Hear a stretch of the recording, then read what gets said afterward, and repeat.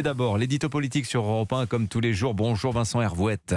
Bonjour Dimitri. Alors, Donald Trump va-t-il être arrêté aujourd'hui comme il l'a annoncé ce week-end? L'Amérique est en ébullition, ses partisans se mobilisent, ils se préparent à manifester dans la soirée.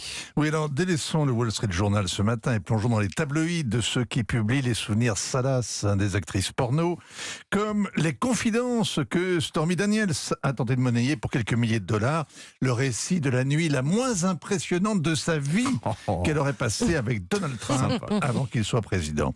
Elle l'appelle depuis petite chose, ce qui n'est guère flatteur. Il la surnomme face de jument et prétend qu'il n'a jamais couché avec cette arnaqueuse. Voilà. On est entré de plein pied dans la vie politique américaine. C'est rugueux, c'est criard, sans pitié, rien à voir avec l'émotion de censure à la française. D'ailleurs, ici, c'est pas ici qu'un politicien ambitieux se laisserait piéger par une ancienne actrice porno, n'est-ce pas? Non, on est en Amérique, au temps de MeToo qui vous ruine une carrière. L'Amérique où l'avocat veille et facture, c'est Michael Cohen, le pitbull, où le procureur enquête, il s'appelle Alvin Bragg, c'est un Afro-Américain, un ami de Soros, un démocrate. Ce qu'il reproche à Donald Trump, ce n'est pas d'avoir trompé Melania qui venait d'accoucher, ni d'avoir ordonné à son pitbull d'acheter le silence de Stormy Daniels, ni même d'avoir remboursé l'avocat en faisant passer la facture en frais juridiques. Le mélange des comptes est un délit mineur.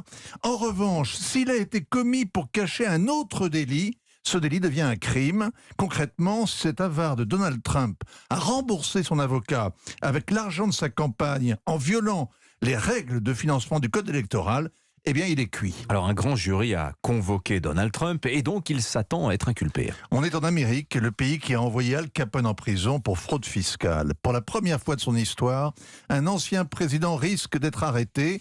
Tout le monde l'imagine ce soir avec les menottes faisant la promenade de la honte sous le crépitement des photographes. Eh bien, ça n'aura pas lieu. Trump n'est pas DSK. C'est même le contraire. Vous voulez dire que le guet-apens judiciaire n'a aucune chance de le discréditer? Mais au contraire, il relance sa campagne. Le Donald peut se victimiser. Ce n'est pas une mise à mort, c'est une mise en lumière. Le grand perturbateur du système peut mobiliser ses troupes, manifester. Reprenez votre nation, a-t-il lancé samedi.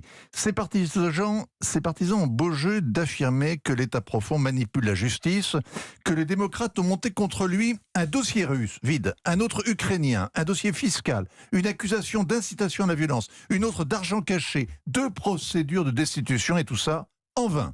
Donald Trump est ce matin dans l'arène face au picador Bragg.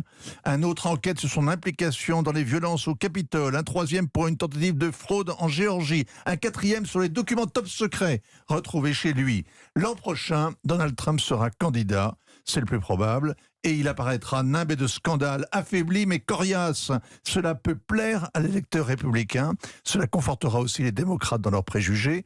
Et c'est aussi ce que doit espérer Joe Biden. C'est sa meilleure chance d'être réélu. Et ça, comme dirait Stormy Daniels, ce n'est pas une petite chose, c'est énorme. Merci, signature Europe 1.